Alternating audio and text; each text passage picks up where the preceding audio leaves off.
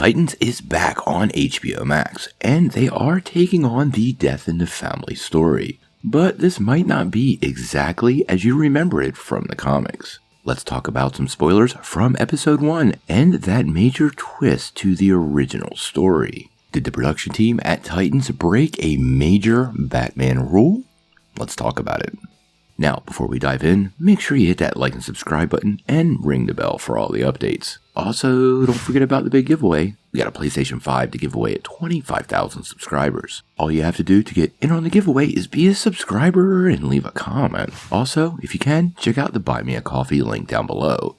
It is an awesome way to support this channel with just a tiny bit of pocket change, all while creating no reoccurring obligation for yourself. We really appreciate it. Now, before we dive into this story, I want to remind everybody this contains some spoilers from the first episode of the third season of Titans. So if you haven't at least watched that first episode, I would click away and then come back after you've watched it. Now, as you know, Titans has returned to HBO Max for its third season, and the first couple episodes really kick things off with a bang. Clearly, the new series is based on the Death in the Family story, but they've taken some serious liberties with the source material and added elements from other comics to build their own story. Now, in this episode, Jason Todd actually manages to track down the Joker, and ends up brutally beat to death by the Clown Prince of Crime, just like in the comics.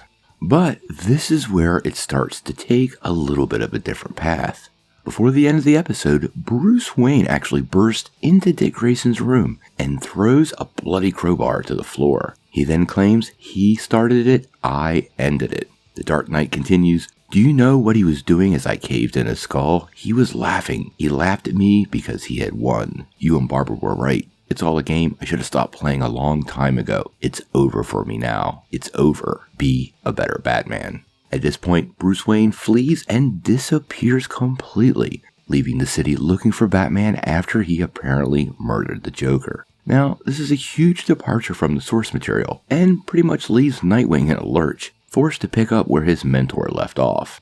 Now, as the story progresses through those first 3 episodes, you start to notice the impact of the Scarecrow's fear toxin, and although I do think the Dark Knight probably did kill the Joker, it's not totally clear to me.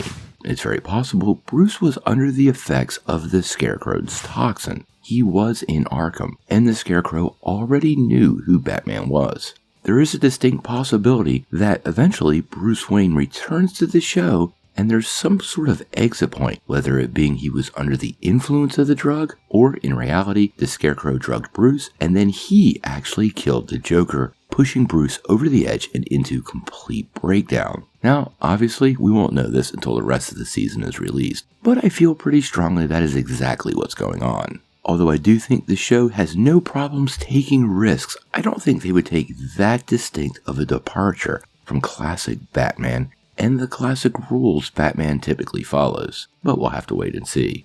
It also is curious on how Tim Drake plays into this equation, because he has a lot of faith in Batman, and he may help break the spell the Scarecrow has actually put on Bruce Wayne. What do you guys think? Do you think Bruce Wayne killed the Joker of his own accord? Or do you feel more confident he was under the influence of the Scarecrow's fear gas? Sound off in the comments below. If you like this video, make sure you press like, click subscribe, and if you don't ring that bell, you won't get any updates. Peace.